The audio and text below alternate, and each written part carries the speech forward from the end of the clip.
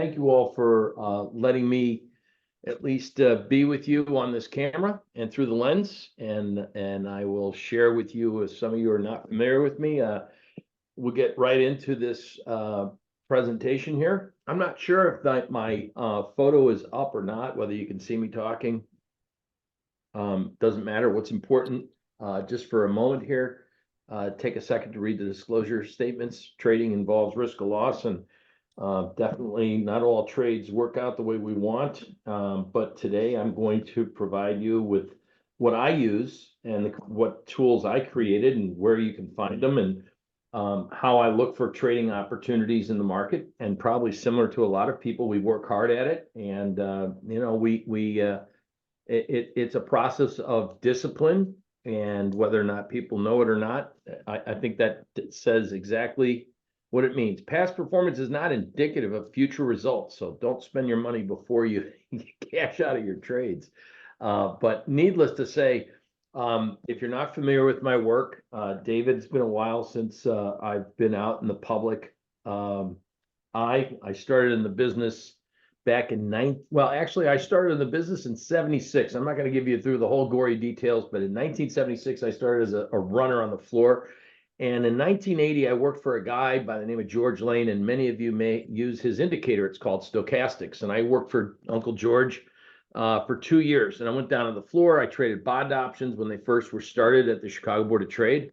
I'm a member of the American Association of Professionals, APTA it's called.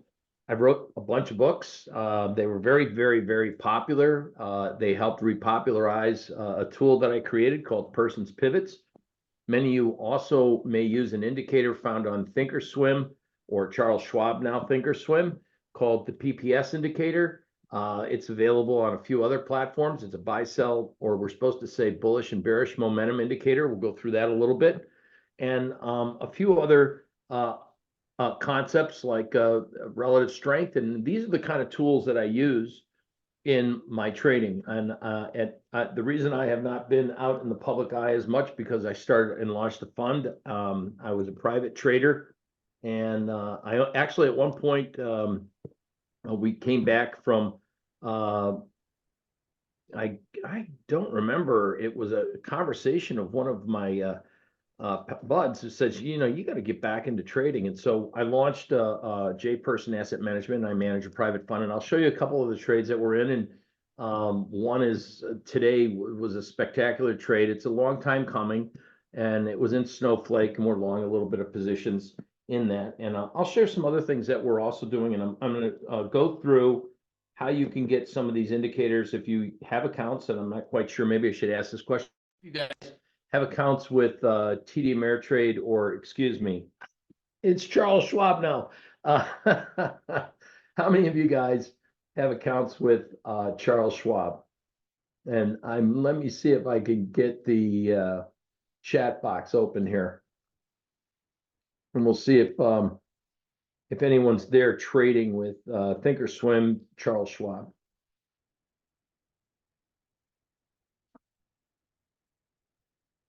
Okay, so T-Boy too.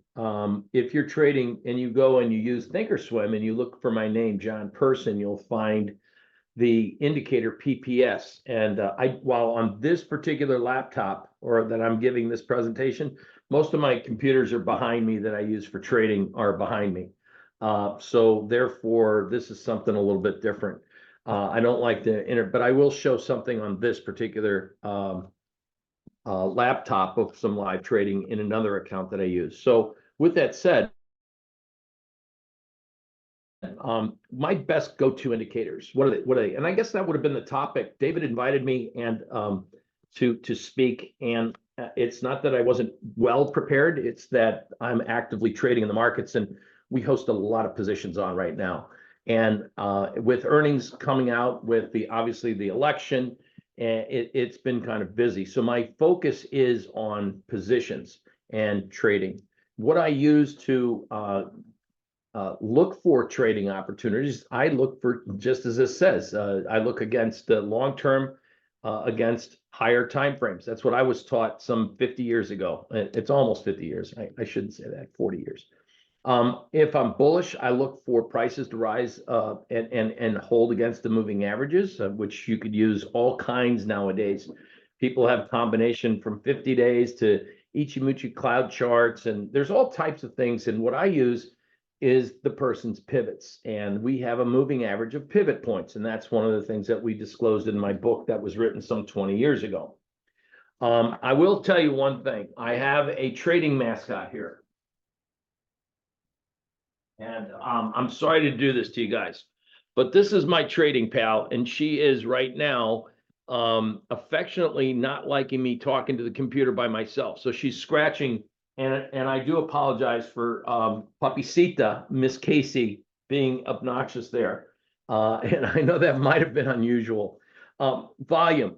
I look for volume, and volume I think is the lifeblood of the market. And I created an indicator that is a momentum indicator of volume that turns not just in, and a lot of you guys might not have this and get this, but use a tool by Joe Granville called On Balance Volume. And I believe it was, if it wasn't this book, which was Candlestick Pivot Points, it was definitely, that's the second edition, the Mastering the Stock, all covered how to use On Balance Volume with a moving average approach, which helps you get a little clarity on your direction and condition of the market. And so for me, what I like to see is a price move accompanied by volume. If we get a nice new breakout buy signal and we have stronger volume, and here's where I define stronger volume. If today's volume is greater than the average of the last 10 days, and that's a specific trade setup that I look at, and I think that's a golden nugget of information. So if you didn't hear that, definitely, review the video. I like to look at the price correspond with volume. Now, today is a couple trades that you may want to look at for tomorrow. So I came prepared. I'm not a big fan, even though despite the fact I have a little dog, and this is kind of funny, but Chewy, CHWY, and I'll show that to you charts in a second, CMG, and we'll review Johnson & Johnson. These are trades that had pretty decent price pattern buy setups for today, or at the end of today, going into tomorrow. Now, there's a lot sexier things out there, and we'll go through that. Sexy to me is, well, Snowflake, which was up 33%. One of the trades that we've put on, and I just want to make sure everyone knows that I'm not geared towards as much futures, and I'm more geared towards options, covered call strategies, which we do, which I often sometimes refer to as screwing up a good trade. So sometimes in the last, at least in the past quarter, we've seen tremendous breakouts in markets, more than we were anticipating. So, but we sell out of the money calls, and what happens is sometimes the market shoots through your expected price. So selling options against your positions comes with, it's a two-edged sword. You can kind of lock in a nice profit, but when the market goes into these unbelievably magnanimous runaways like App Loving did on me, and that was a great trade, but unfortunately I got a little bit fancy and tried to sell and sold some upside calls against the position and did get called out of the trade. So I would have, either if you know what I'm referring to in a covered call strategy, I just say that we sometimes look at our positions and we have to say, man, if this was a loser, would I be crying? And the answer would be yes. And sometimes we have to be grateful. But on other times, when you look at some moves, you gotta have to balance your trades, because like I say, cutting low winners short is a problem in this industry. And even with the best indicators, and this is the point I wanted to make, even with the best indicators, nothing's a guarantee. Nothing's a guarantee. We have to be disciplined and be happy that we're ahead of the game. And that's the message I want to say. My message is that some people make trading out to be super easy. And you know what? At the end of the day, if it was super easy, we would all own a Major League Baseball team. And we don't. So again, we strive for one day at a time in this business. And if you're a trader, you just try not to make home runs every single trade, bottom line. And it's about progression of success over time. I hope everyone believes me when I tell you that. But what I look for in trading is I look for the highest probability setups, and these are the checklists.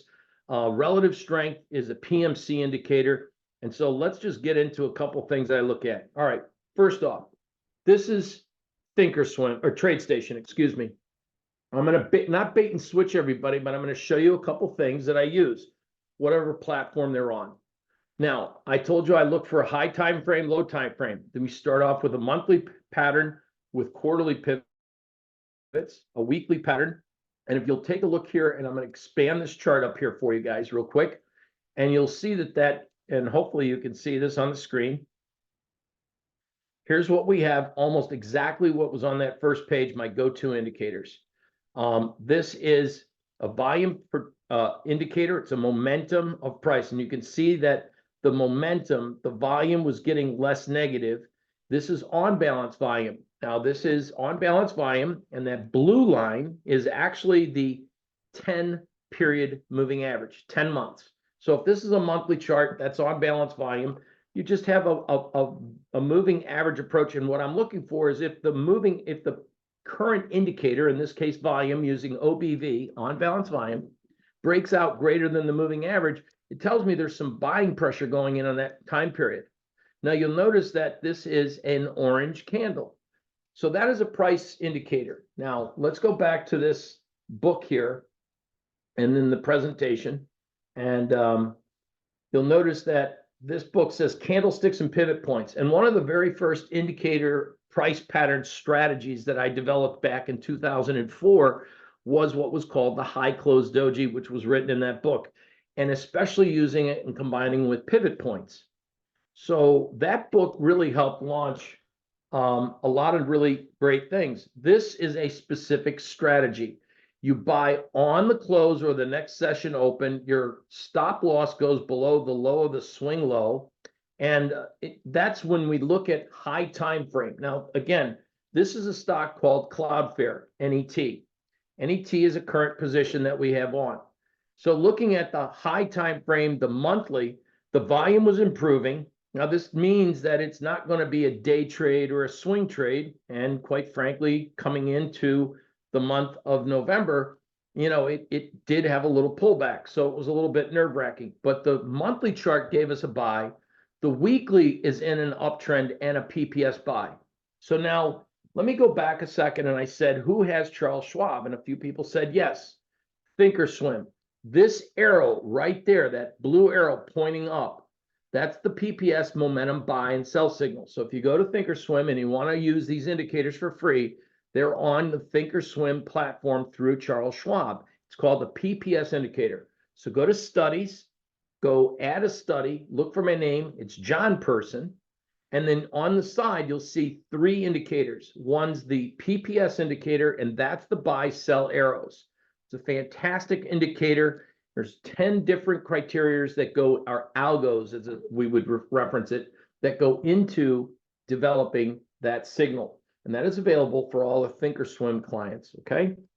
Now, this is TradeStation, which TradeStation we have on there as well.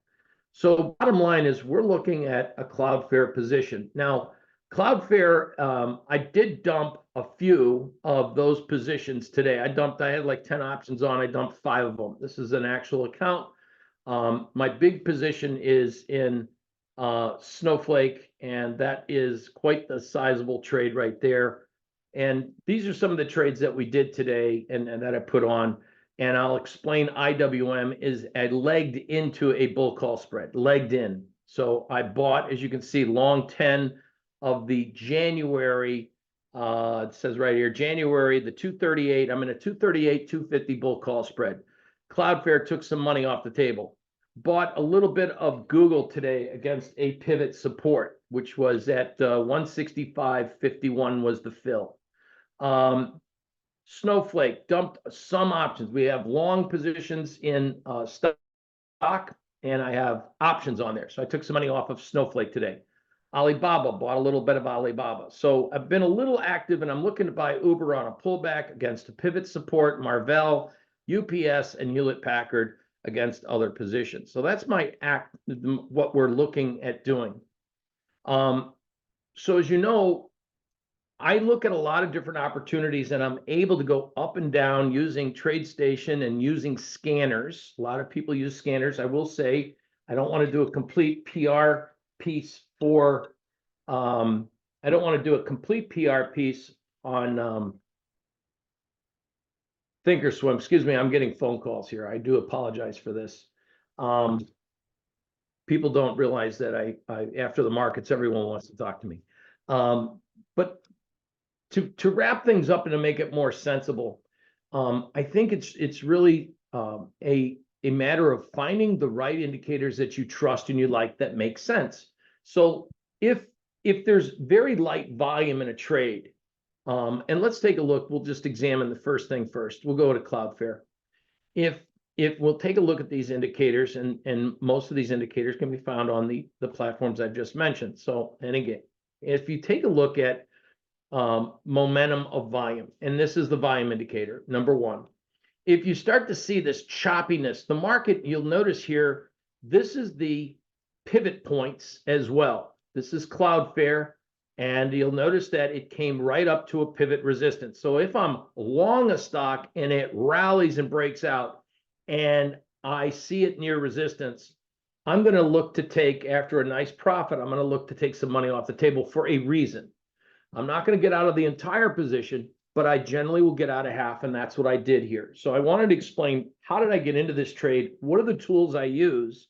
And how do I get out of a trade? And I think that's important for anyone that's looking to trade. Whatever training you get, whatever you're doing, giving back money really does hurt. And I think adding to trades can be it can be a problem for some people. They powerball trades. I've seen that type of strategy. We used to call it pyramiding. Trading is, in my humble opinion, as I said before, it's a process, and you can't make money unless you're in the game. And sometimes, and I'd say this equity market in the last few years has been a very tricky and treacherous business. We see stuff that moves beyond our imaginations. And I mean, when I talk about app loving, and you take a look at beyond your imagination, here's it's a software company that does, if you're not familiar with app loving, it's a software company for marketing and managing databases. This stock, back in August was trading at around 92. It sinks down to around 61.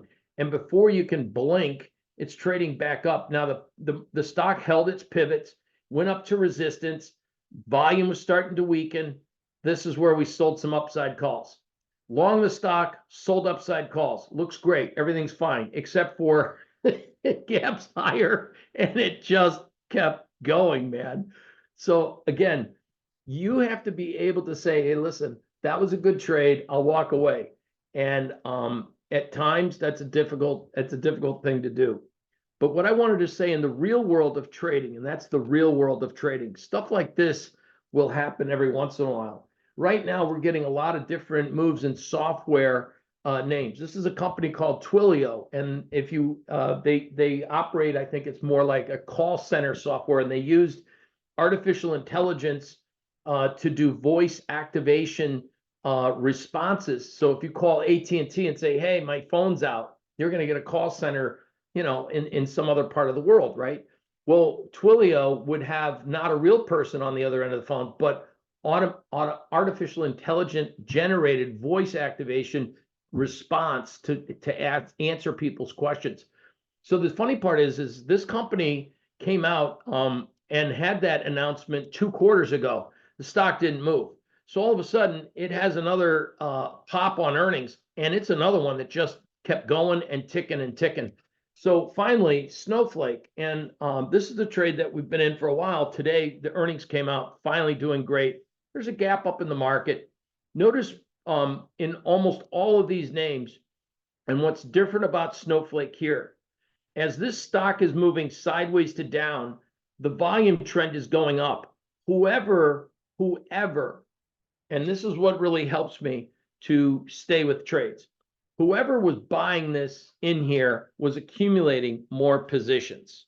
And that's where volume can be a leading price indicator. So here's another technique that I like. if my pivot point analysis is projecting a bullish bias. So what is a bullish bias? It's targeting a higher high, which is that red projected line. It's projecting a higher green support. You'll notice that at that time, the volume trend is going up. The stock's not really doing anything. It's actually trending lower. So what's the story?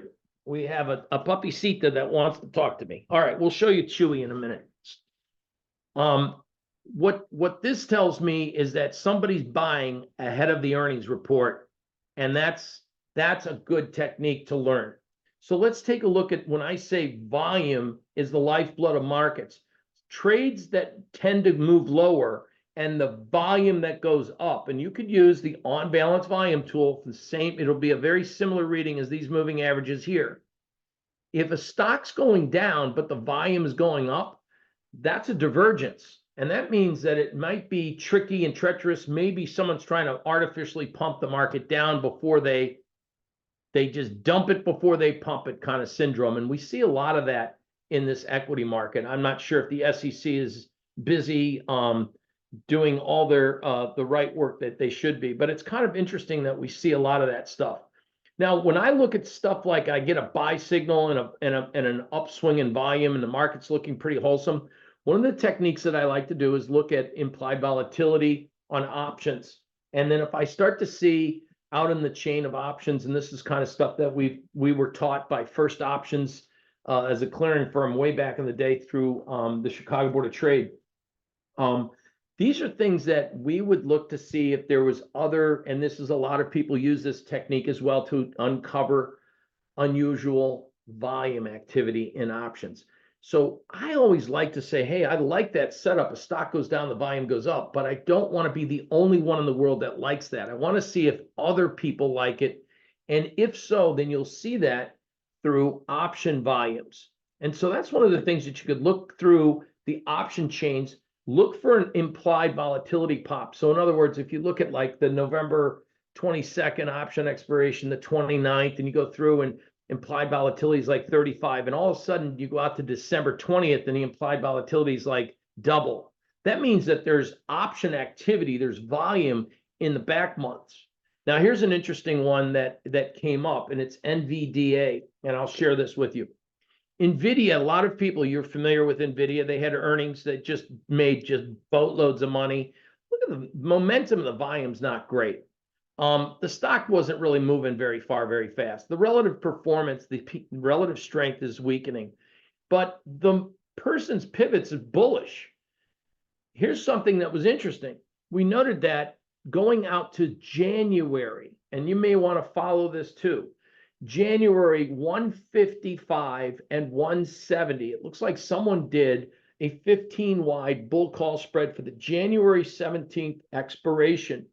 So that means they weren't really looking, because of the implied volatility, and everyone was expecting NVIDIA to have an $8 or 8% move, $12 up or down, one way or another. And so because of that hefty implied volatility, options were expensive. So selling premium in NVIDIA has been a very bad career choice in the last 8 quarters, right? So I think what had happened is someone may have gone way out being bullish, thinking we're still going to see some upside trending market conditions going out in time. They went out and took a little bit of that implied volatility down and went out into the January expiration.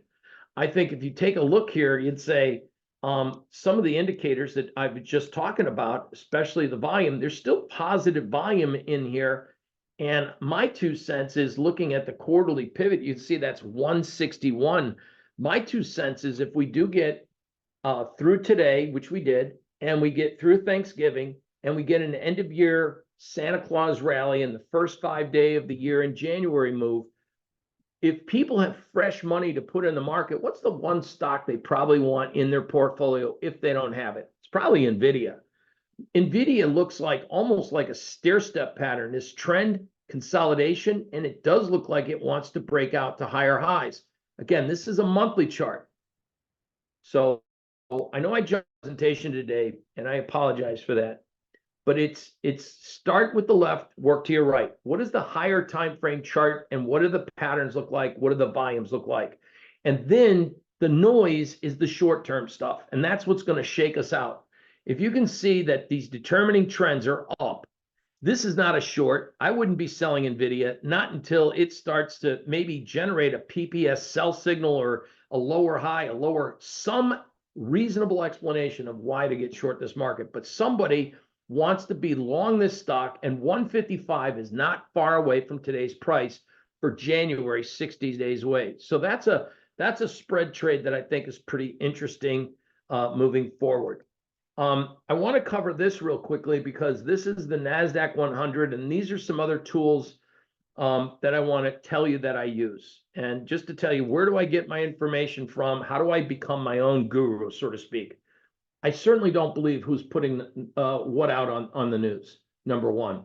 And a lot of people will watch the news and they listen to someone, and let me tell you something. You can be just as good, unless someone has inside trading information, you can be just as good as anyone else there on TV. The difference is this: they might have more money, they may be more committed and maybe they're trading other people's money, and you don't know what their track record is. So looking for trade ideas is one thing, and listening for new stocks and new businesses that open up, that might be okay. But follow your own advice and make sure that you have a list of go-to indicators that make sense. And that's what I've been teaching. That's what I was taught. And that's what I'm sharing with you. Relative strength is very important. Volume trend is very important. Having a mathematical formula, and I'm pretty sure everyone knows what pivot points are. If not, I'll show you where to get them and read up on it for free. The person's pivot indicator was designed, and if you'll notice, there's one big red, there's one big green. At the end of a time period, it says what was the condition of the market, and what, if it still remains in that condition, what will be the target price range for the next time period. And that's why I call them probably one of the best futuristic leading price indicators out there. It's still, even with the Qs, dictating, and this again, if you'll notice down here, from July to October, these are quarterly pivots, is identifying that we're still in a quarterly bullish bias for the end of the quarter, and that means through the end of this year. This other stuff is important. This is advanced decline comparative ratio on the Qs. Today we had 82 stocks positive, 19 negative. So looking at the cumulative ratio of the advanced decline, when prices break out to new highs with confirming evidence that more stocks are going up in an index, that's a powerful leading price indicator as a confirmation. Stocks do not use the advanced decline. Stock indexes use the advanced decline, and you can still use momentum of volume. So there is a big difference between when I break down a stock to when I break down index trading.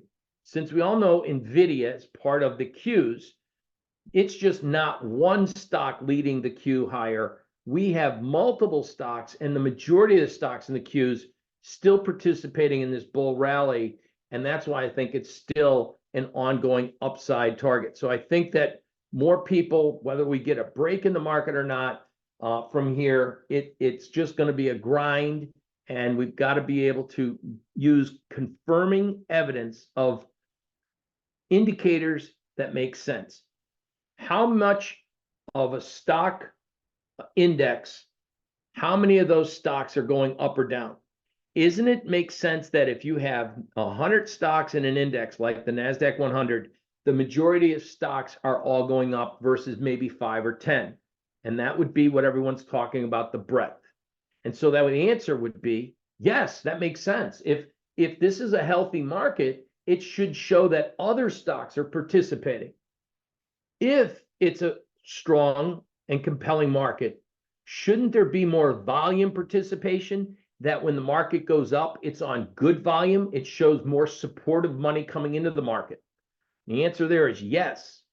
And then thirdly, of course, with price action, we want to see higher highs, higher lows, wait for this, closes greater than past or prior highs. because that's what, if you think about it, almost every single technical indicator is based on one of the four components I'm going to give you: the high, the low, the close, and maybe the open. Where is the close? That's what candles are. Where's the close related to the open? Where's the close related to the high? In stochastics indicator, that formula is based on the close as it relates to those variables over time. So if you're looking to be better at trading and you're using technical indicators, my first advice is learn what makes up those indicators. So that's number one. And number two, use less indicators. You don't need MACD and Bollinger Bands and stochastics and DMI and God knows what else that people put out there. Have a few select indicators that you like, that you trust, that work, that the market respects. Such as when I see the person's pivots and I look at NVIDIA, if I didn't think that it didn't respect the lows and respect the highs and target the highs and lows and work, and it didn't have past historical viewable relativity that had performance, I wouldn't use it. It wouldn't be on the charts. So when I say that CloudStrike, NET, when it gets up near a pivot resistance, I go, how many times did it hit near pivot resistance and failed, right? So when it gets up to pivot resistance and I didn't take any money off the table, you should never invite me back to another webinar teaching people how to trade because I didn't follow my own advice. So that's number one there, right? So again, when I come in and I try to teach a class, and again, it's been a while, so I'm a little out of shape of teaching, but when I go and I teach a class, and I know we're very short on time, and David was very gracious to invite me here as the last minute. I just wanted and to just understand that, number one, most people have been through a lot of people's trainings, and there's a lot of good speakers, and I've met a few of these people at different trade shows and things, but I think not everything fits everyone's personalities, number one. But, and I'm the only, as you notice, I only have a dog. That's my best friend and my dog. So again, I jokingly say that because I could sit there and try to train people the best way possible, but if my voice doesn't make, or if something irritates somebody, you don't want to learn from them. And I get that. I think though, if you walk away saying, hey, listen, here's a guy that's trading, he's managing money, and he's fairly successful. He's been doing it for a long time. I think I take some notes. And that's why I hope my message to you is that, A, the indicators we have, they're on these platforms for a reason, because they're very popular, they work, and they help a lot of traders. And that's why I think it's nice for me to say, hey, listen, does this stuff work? And if it does, how do you use it? So I'd like to tell you right now that there's a couple things for today's market insights and actions that I'd like to leave with you that came up on today's scans that I think we could take a look at. Instead of going with outright stocks, you could eBay, Nike, Chipotle, Mexican Grill. I found this to be kind of interesting, and let's take a look at some of these particular trades. And I think you can go back and you can review this. Also, I want everyone to see that today I added what you saw with the bull call spreads in IWM. I already have some on. I added to that position today. As you notice, I lightened up on Snowflake. It had great earnings reaction, took some money off Cloudflare, lightly bought Google. I just showed you that around 165.5, and lightly bought some Alibaba. Alibaba, by the way, I'm going to give you this trade. This is a kick-ass situation. Alibaba this year, we made a lot of money in Alibaba already this year. I think it was back here, we made that little upside trend run in Alibaba, and it hasn't really done anything. We were still long some positions. Notice the volume here. Look at the on-balance volume trade, okay?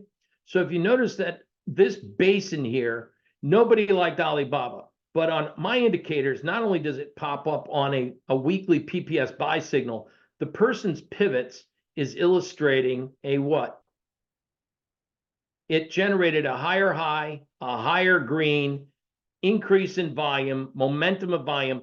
Somebody other than John Person was buying Alibaba right in here from July going in through August. Now, that was a pain in the ass trade because it took forever. The Bank of China came in and did some quantitative easing, or it lowered interest rates and did some kind of I think, a repo for banks and helping. And if you notice, as this stock started to go up, the momentum of the volume wasn't holding. It was weakening. And every one of their brothers and sisters on CNBC and Fox and everywhere, maybe you remember this, were saying, time to get into China. Well, whoever was buying it here dumped it there. And I was one of those guys.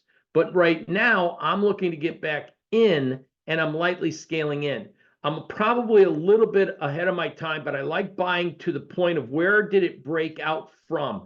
And the breakout started around 83. So I lightly stepped into Alibaba. This is not an option. This is a stock position. And my real sense of support for Alibaba, and it's the one stock that I think out of all of the names, and you'll see why I stepped in. It's not because I was picking a bottom. We are close to that old high right there. The moving average of the monthly charts, starting left, work your way right. Remember what I said, that start with a higher time frame. And the fact that we've got this huge quarterly pivot support down there at 81. At around 81, I start to buy aggressively. At anything under 76, I think I'm wrong. So Alibaba, I'm just letting you know outright that I'm starting to acquire and get back into Alibaba. Notice how the stock, on the momentum of the price action, is just getting decimated, right? I mean, people probably bought this thing listening to CNBC, even probably people on CNBC, got to buy Alibaba, the bank, the China, it's now time to get in. Well, guess what? It might be true if you hold it forever, I don't know, but look at how the stock is pulling back significantly. How's the momentum of the volume? Interesting. That is still green. If it turns red, I know I'm wrong, and therefore I get out. So I'm just nibbling on Alibaba for the based on longer term analysis, not the short term. So sometimes it's a balance between short term and long term when you look at charts. So look at your monthly charts. I don't really see a lot of people do that in this day and age. They all pay attention to the daily charts. And it's funny because even a lot of technicians, they don't really share about volume trends. And that to me is the lifeblood of the market. So if you walk away with my presentation tonight, just to know that, look at the monthly, look at your monthly charts, set up monthly charts, set up weekly, daily, and then you can have your intraday charts. So for today, by the way, if we look at the intraday chart, notice how the stock is going down in Alibaba. Look at the momentum of the volume. Why isn't it going absolutely nuts red? It should be going a lot worse. And so it's starting to find a bottom. And by the way, Alibaba filling a gap in here, and that's the point of breakout. So the longer term, higher time frame charts on the monthly help me. And then now look at the intraday. And it'll give you a little confidence. Now, no one says you have to go all in. I didn't buy 10,000 shares. I didn't buy 1,000 shares. I'm scaling in lightly on this trade.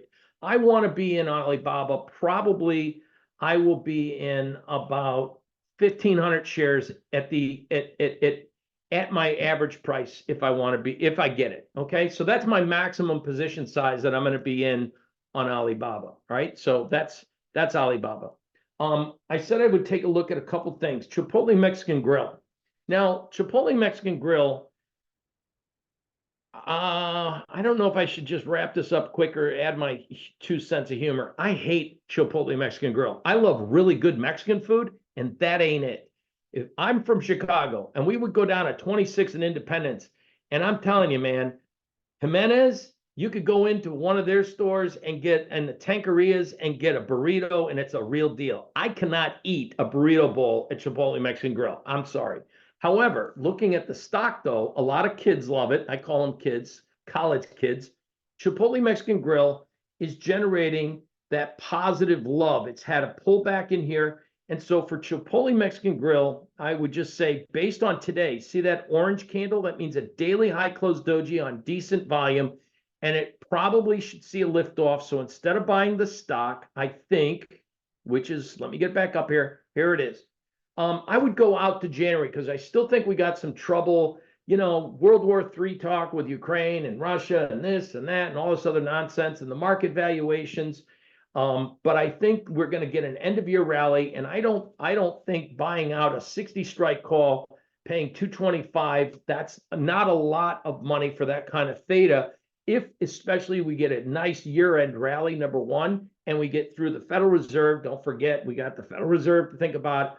And generally speaking, from a seasonal perspective, we get rallies the day before and the day after Thanksgiving, which is next week. So I think this would kind of cover you for a close to the money, good quality option for a quality company that could see a pop back up to, at the very least, 66 to 68 would be my upside.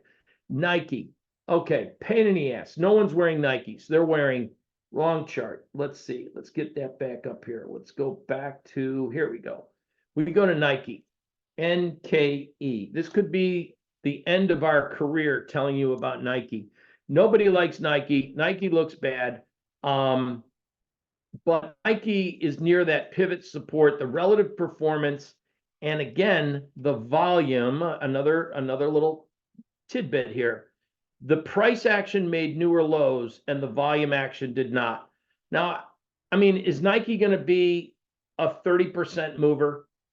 My 2 cents is if you get into Nike, which I'm presenting to you guys based on the indicators, a January 17th, a 75 strike call, $4 is a lot of money for that option, number one. So you may want to not do that one or do a spread. And if I was to spread that off, I'd do at least a 10 wide, a 75, 85. But I do believe that for Nike, and looking at Nike, and I know we could come up with some better trades, but I looked at Nike and I like that bullish convergence.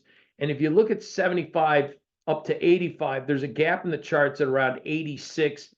And that's probably where I think it's going to go. There's a company we were in and took some money off the table. Same reason. Weekly charts were looking fabulous. Nobody liked it. Here's the weekly charts. There's a company called Disney. They didn't like it. They were woke. They were this. They were whatever you want to say. I don't know. I don't care. A PPS weekly buy signal with improved volume.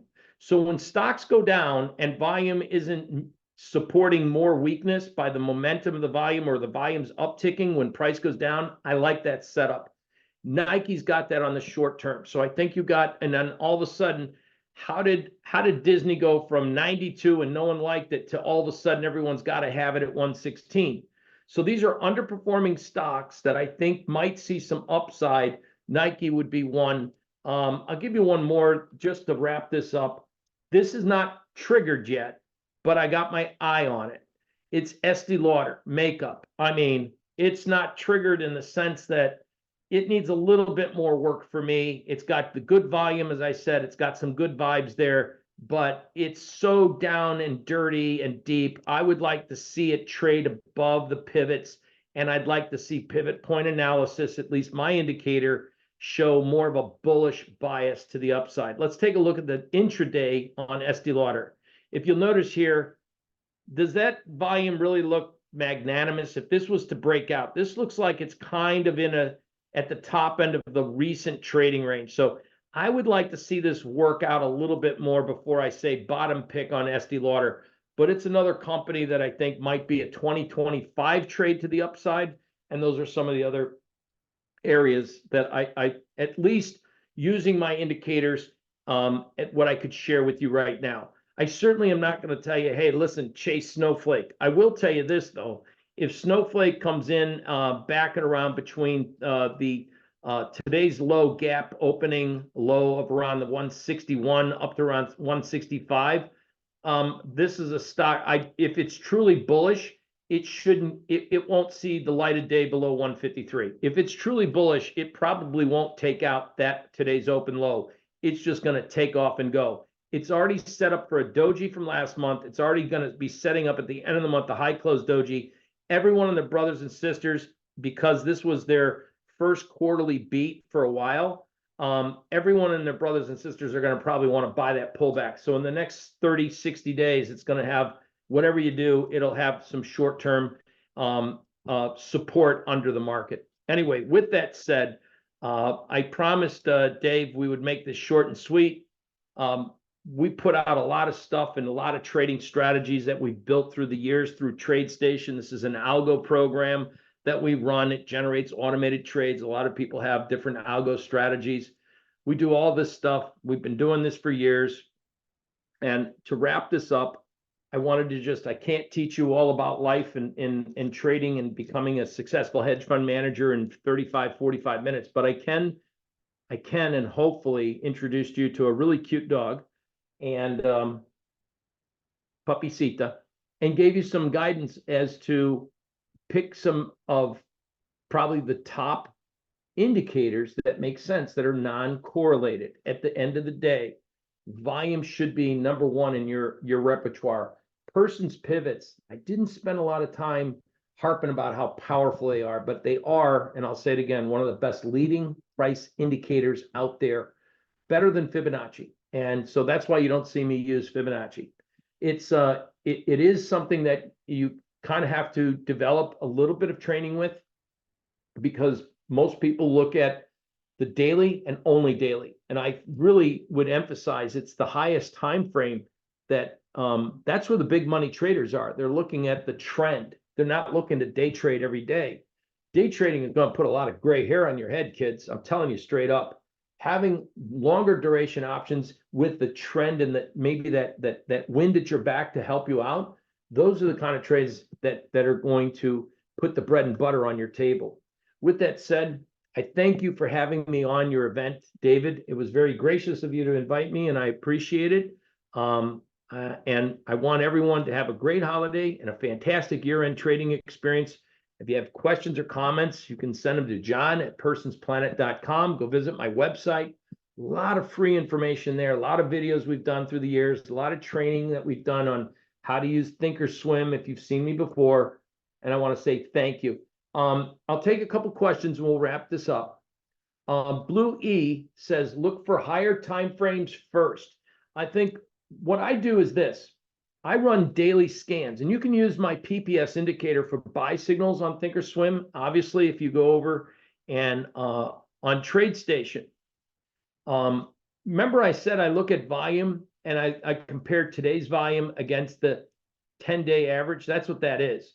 So Alibaba, by the way, that's why I didn't go all in. It was down today. It was down on kind of light volume. It wasn't heavy volume. It was like almost half of its 10-day average volume, by the way. Here's a stock called Zillow Group. Zillow already exploded. Today it was up almost 5.5%. Today's volume was 4.5 million shares. On average for the last 10 days, it does 3.5 million. So today was an up day on strong volume, which means on pullback, somebody's going to add to their position. So that's a strong breakout trade on solid volume. That's what I kind of look at. You can run the scans and think of this. These blinking lights, if you were running a scan on Thinkorswim or TradeStation with my indicators, that is blinking. A blink means it's a new fresh buy signal. So that's what that would represent, these blinkage says. And so to answer your question, if I'm looking for a daily, do I look at the higher time frame first or the shorter term? I look for the short-term buy signal and see if it's in sync with the higher time frame. Here's a better answer for you. At the end of every week, I look at the weekly signals. At the end of every month, I look at the monthly buy signals. So if I have a month at the end of October, I go, how many stocks gave me buy signals and sell signals?